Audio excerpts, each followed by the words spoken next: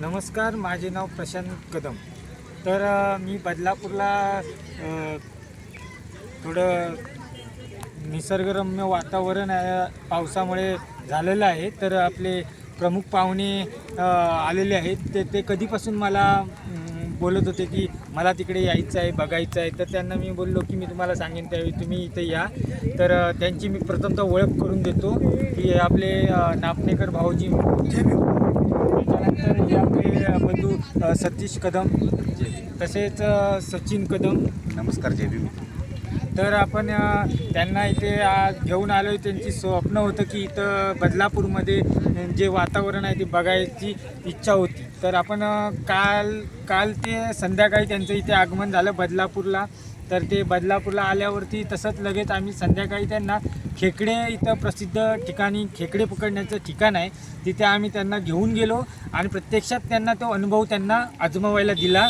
आणि तसंच खेकडे पण आम्हाला जास्त 2-3 पिशव्या मिळाल्या.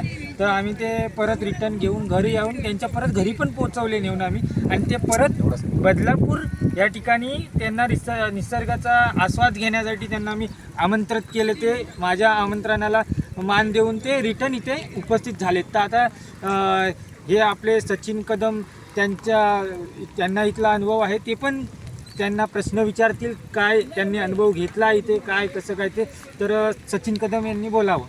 तर आता प्रशांत कदम यांनी सांगितल्याप्रमाणे आपल्या सर्वांचे लाडके हे नापणेकर भाऊजी आज बदलापूरमध्ये आले. त्यांचं स्वागत आहे. आणि मी प्रथमतः त्यांना विचारू शकतो की काल जेव्हा मला त्यांचा कॉल आला, चेतन कदम यांचा, की आपण कुठे आहात, तर मी म्हटलं मी जॉबवरती आहे, मला काही यातली माहिती नव्हती. तर जॉबवरती आहे. आज अचानक म्हटलं चेतन कदम यांनी संध्याकाळी दुपारी कॉल का केला. तर आणि इतर बदलापूर नाही, अख्ख्या मुंबईमध्ये एवढा पाऊस पडत होता की विचारूच नको. त्यामुळे सर्व ऑफिसं वगैरे लवकर सुटली होती. आणि मला म्हणतात चेतन कदम घरी या. घरी आल्यानंतर मला समजलं की नापणेकर भाऊजी आले आहेत. तर नापणेकर भाऊजी यांना बदलापूरमधली काही ठिकाणं, पर्यटन ठिकाणं आहेत, ती बघायची आहेत. म्हटलं चला ठीक आहे. मग मला वाटतं नापणेकर भाऊजी यांनी, आम्ही कालपासून त्यांना आजपर्यंत या बदलापूरमध्ये जे लोक बोलतात की बदलापूरमध्ये काही नाही, बदलापूरमध्ये काही नाही, तर बदलापूरमध्ये काय आहे हे नापणेकर भाऊजींनी काय जे आजमावलं आहे, बघितलं आहे, जो अभ्यास केला आहे, तो यांनी जरा थोडक्यात इथे माहिती सविस्तर दिली तर आपल्या सर्व लोकांना ते कळेल. जय भीम. माझं गाव आहे नापणं आणि मी राहतो आहे दिव्याला. तर माझे मेवणे सचिन कदम, प्रशांत कदम, सतीश कदम आणि माझे लाडके मेवणे चेतन कदम हे मला रोज बोलायचे की बदलापूरला या, बदलापूरला या, बदलापूरला या. मी यायचं त्यांच्या घरी यायचं आणि परत माझ्या घरी जायचं. मी बोलत चला आता सुट्टी आहे तर मला जाऊन यावूया. तर माझी सुट्टी अशी गेली की मस्त सुट्टी गेली. आज संध्याकाळी मी घरी आलो, त्यांच्या चहा नाश्ता झाला. त्याच्यानंतर आम्ही रात्री खेकडे पकडायला गेलो. 3-4 गोळ्या मी मस्त खेकडे पकडले. रात्री खेकडे वेगळे खाऊन मस्त झोपून मी माझ्या घरी गेलो दिव्याला फॅमिलीला खेकडे दिले. परत मी गाडी पकडून मी बदलापूरला आलो. बदलापूरला आला, मला बोलतात चला कोंडेश्वर धबधब्यावर जाऊया. मी बोलत चला जाऊया, बघूया यांचा कोंडेश्वर धबधबा कसा येतो. गेलो तर बघतो तर असं वाटतं की मी माझ्या नापण्यात आलो. कारण माझ्या नापण्यात जो पहिला धबधबा आहे, त्याच्यानंतर हा कोंडेश्वर धबधबा आहे. या आईवडिलांचं सुख आहे स्वर्गामध्ये, तसंच सुख आहे या कोंडेश्वर धबधब्यावर. तर तुम्ही सगळ्यांनी नक्की या आणि नक्की बघा तो कोंडेश्वर धबधबा. बघा, या निसर्गाच्या सानिध्यामध्ये नापणेकर भाऊजींनी येऊन जे आपल्या व्यथा मांडल्यात त्या खऱ्याच घेण्यासारख्या आहेत. तर हे प्रत्यक्ष दर्शन आहे ना, हे प्रत्यक्ष दर्शन केल्याशिवाय प्रत्यक्ष इथल्या काय आहेत अनुभव ते आपल्याला कोणाला कळणार नाही आहेत. त्यामुळे नक्कीच जास्तीत जास्त लोकांनी इथे येऊन हे जे परिसर आहे जो इथला तो बघून घ्या. हा परिसर काय आहे, इथे किती लोक जमले आहेत, काय आहे. आणि त्यानंतर हा परिसर बघितल्यानंतर नक्कीच तुम्हाला वाटेल की या पर्यटन स्थळाला आपण भेट दिलीच पाहिजे. तर मला वाटतं अजून ह्याच्याबद्दल जास्त माहिती इथले जे सतीश कदम आहेत, ते सतीश कदम तुम्हाला जास्त पोचवतील माहिती. नमस्कार.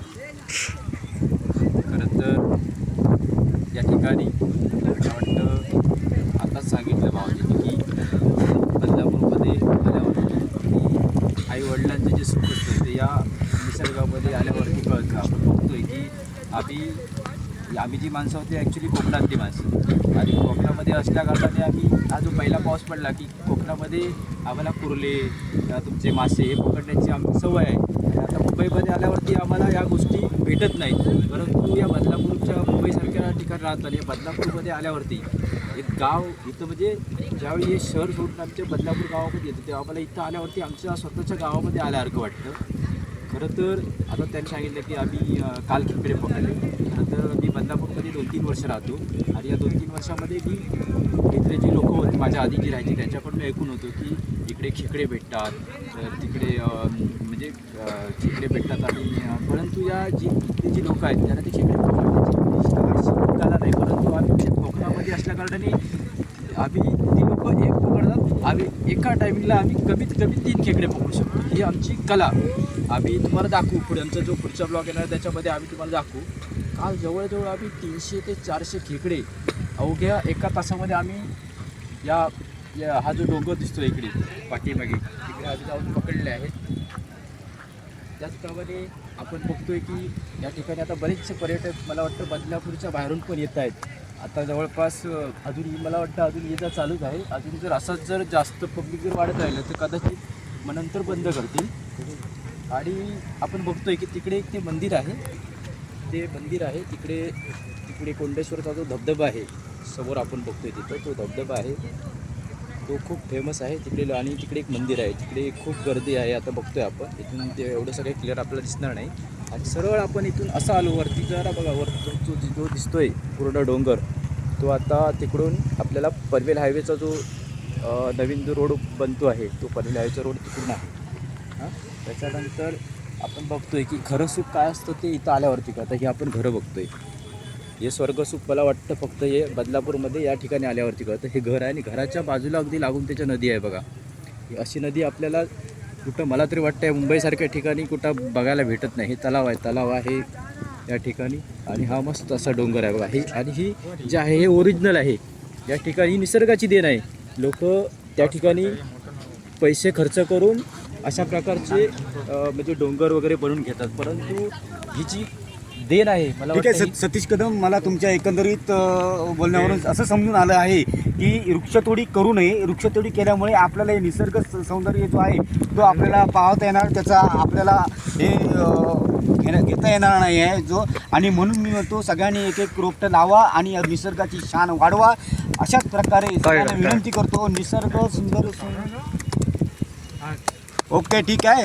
पुन्हा भेट द्या तुम्ही सर्वांनी आणि आमच्या ब्लॉगला लाईक करा आणि सबस्क्राईब करा.